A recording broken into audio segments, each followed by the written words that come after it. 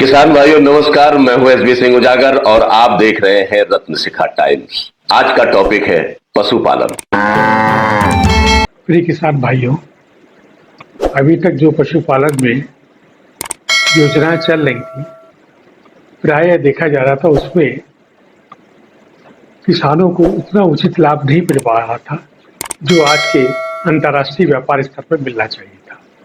उसको दृष्टिगत रखते हुए भारत सरकार द्वारा राष्ट्रीय कृषि विकास नेशनल लाइव स्टॉक मिशन, राष्ट्रीय पशुधन मिशन के अंतर्गत तो मुख्य रूप से 4 पहलू लिए गए हैं। एक बकरी पालन या भेड़ पालन, दूसरा सूकर पालन, तीसरा कुक्कुट विकास जो हमारा कोटा विभाग देखता है, चौथा चारे की कमी को देखते हुए चारा विकास कार्यक्रम।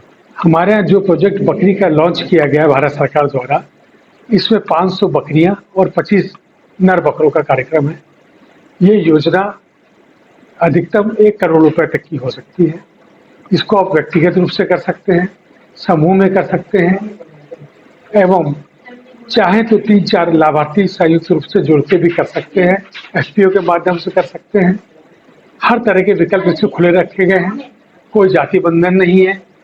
जो भी इच्छुक हो इस योजना में सफलतापूर्वक काम कर सकता है। इस योजना का उद्देश्य ये है कि इसमें भारत सरकार द्वारा 50% तक की सब्सिडी छूट दी गई है। आप जो भी आवेदन करेंगे वो सब आपको ऑनलाइन करना है, किसी कार्यालय के चक्कर लगाने की आवश्यकता नहीं है। आप साइट पे जाइए, साइट है इसकी nlm.udyogmitra.in। जब आप इसको खोलेंगे तो बीचों बीच आपको दिखाई देगा योजना की गाइडलाइन। उसमें खोलने पे आपको सब कुछ दिखाई देगा कि योजना कैसे है, क्या है, कैसे फॉर्म भरना है, क्या क्या करना है, क्या क्या हमें मिलेगा और किस पैटर्न पे अप्लाई करना है। फिर जैसे दाएं हाथ पे आप क्लिक करेंगे तो आपका पासवर्ड आईडी आप बनाएंगे अपना और फॉर्म खुल के आ जाएगा। जो जो डॉक्यूमेंट उसमें चाहिए अपलोड करते चले जाइए। जैसे आपका पता है, आधार है, वोटर आईडी है, बैंक का डिटेल है, बैंक का इनकम टैक्स का स्टेटमेंट है, जमीन की खसरा खतौनी है, लैंड का नक्शा है। पूरा डिटेल करने के बाद आप उसे सबमिट कर देंगे। सबमिट करने के बाद वो एप्लीकेशन सीधे भारत सरकार को चली जाएगी। भारत सरकार को जाने के बाद ये एप्लीकेशन संबंधित राज्य के पशुपालन विभाग की साइट पे शो करेगी कि आपने ये आवेदन कर दिया है। उसको देखने के बाद हम उस एप्लीकेशन का डिटेल, उसमें एक रजिस्ट्रेशन नंबर अलर्ट होगा आपको, उसका आपका एड्रेस होगा, आप किस योजना में काम करना चाहते हैं, किस बैंक से काम करना चाहते हैं, उस बैंक का अकाउंट डिटेल सबका आएगा।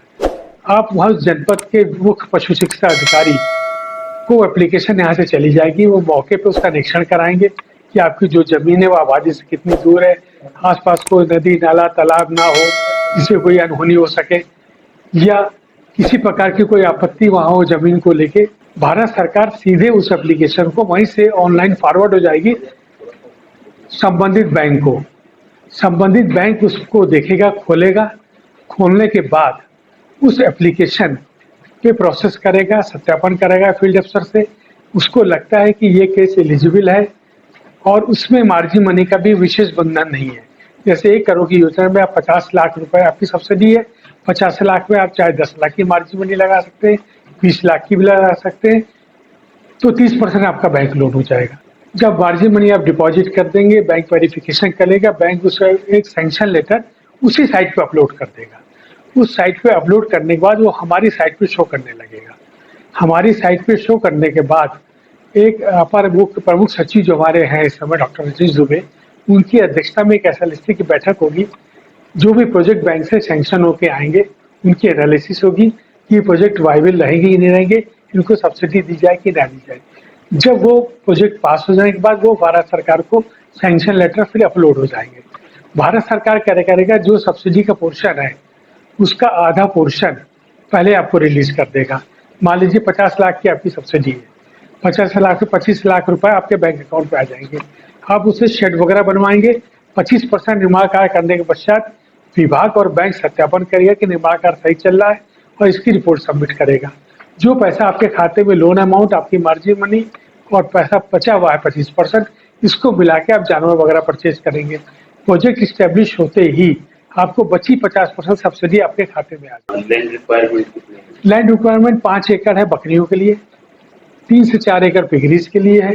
फॉडर के लिए आप 7 लाख का प्रोजेक्ट उसमें भी है। फॉडर में जनरली हम लोग ये कोशिश कर रहे हैं कि ब्लॉक बनाने की। अभी एक प्रोजेक्ट कन्नौज से आया है, वो प्रोसेस में है, वो लोग तैयारी कर रहे हैं। तो ब्लॉक बनाने से क्या हो, जो भूसा के हम लोग बड़े-बड़े स्टोरेज बनाते हैं, तो ड्राई फॉर्म में ब्लॉक पे स्टोरेज रहेंगे। तो ना तो में मॉइस्चर जाएगा, ना बारिश में खराब होंगे, ना फंगस होने का डर रहेगा। उस ब्लॉक को खोया, भिगोया और खिला दिया। साथ ही जो मोरंगाना लीव्स है, जिसे हम लोग सहजन कहते हैं कुछ जगह, ये प्रोटीन का सबसे अच्छा सोर्स है जानवरों के लिए।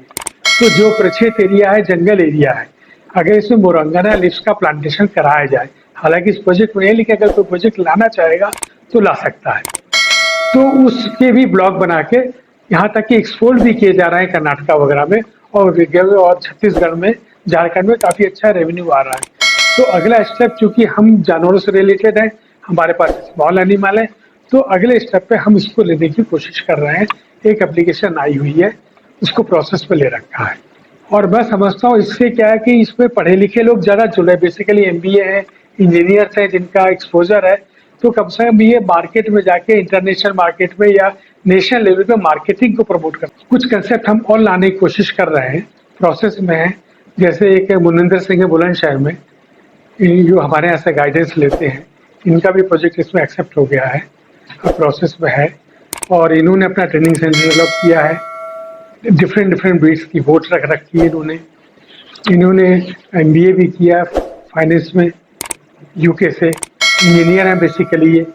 और अब हम इनको प्रमोट कर रहे हैं, जैसे कि ये हमारा मिल्क का प्रोडक्शन है गोट का, ये चिकनगुनिया और डेंगू में बहुत इफेक्टिव है, क्योंकि मैक्सिमम न्यूट्रिटिव वैल्यू गोट के मिल्क में पाई जाती है, इतनी काऊ के मिल्क में भी नहीं। बच्चों के लिए सोडियम, मैग्नीशियम, पोटेशियम मैक्सिमम मात्रा में गोट के मिल्क। तो जैसे ये हॉस्पिटल्स हैं, नर्सिंग होम है, डिस्ट्रिक्ट हॉस्पिटल्स हैं, इनके बाहर किसी तरह का आउटलेट डेवलप किया जाए, जहाँ पे आसानी से लोगों को बीमारी की दशा में गोट मिल्क मिल सके। किसान भाइयों, आपको यह जानकारी कैसे लगी हमें कमेंट्स करके जरूर बताएं। आपने यदि हमारे चैनल को अभी तक सब्सक्राइब नहीं किया है तो कृपया इसे सब्सक्राइब कर लें और बेल आइकन को दबा दें। आज बस इतना ही। अन्य जानकारी के लिए देखते रहिए रत्नशिखा टाइम्स। नमस्कार।